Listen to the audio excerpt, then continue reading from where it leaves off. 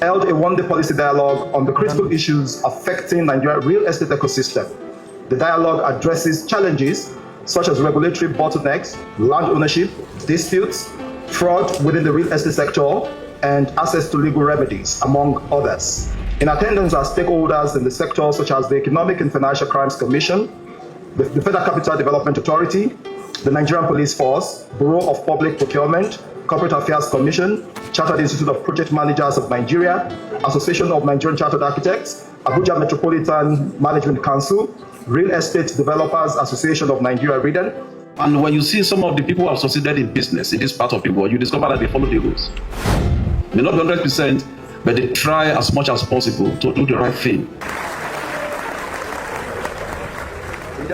Nigerian Institute of Town Planners, the Nigerian Bar Association, the academia, real estate company, developers, investors, the Federal Consumer Competition Protection Commission, and of course, influencers and social media houses, media houses. So these are the stakeholders in attendance. Why is it that tenants are being forced to pay 2-year rent? I commend Law Corridor for gathering all of us here today to have this conversation. Home ownership should be one of the easy things people should do. And the safety or the knowledge that whatever money you're putting in the property is secure and the transaction is seamless and you can easily verify the title of the person purporting to be the owner and selling to you. And we're going to be focusing on 3 thematic areas in this discussion in order to address the critical issues affecting the real estate ecosystem in Nigeria. We receive a lot of complaints every day on what is going on in that sector. They don't deliver. If you have accepted that you will get the loan, you will do everything, all the corruption side, that is your business as a developer. But what we need from you is you deliver to Nigerians. And that is for now because we are rushing. That is what. No, please continue. Finish up. Yes, and one of those things that my colleagues were doing and they're not doing rightly. The next thing was demolition. And they started demolition. And they said all the houses along Lugbe Yazis will be demolished.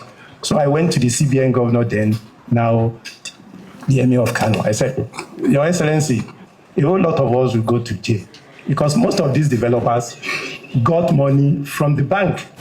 But today, it's a difficult thing. So not until you are able to put structures in place, honestly, we'll be discussing until it goes nowhere.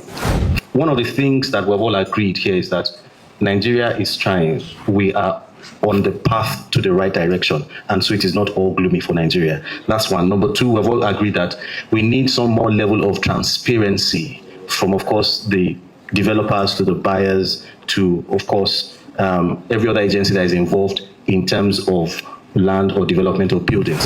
if somebody brings thugs and then carries cutlasses, arms and ammunition, then of course we address that aspect, while the main issue of ownership still remains. And if you don't determine ownership, it's difficult for you to prove who has criminally trespassed. The validity of the property. You go to lands department and carry out all the necessary checks that you need to do.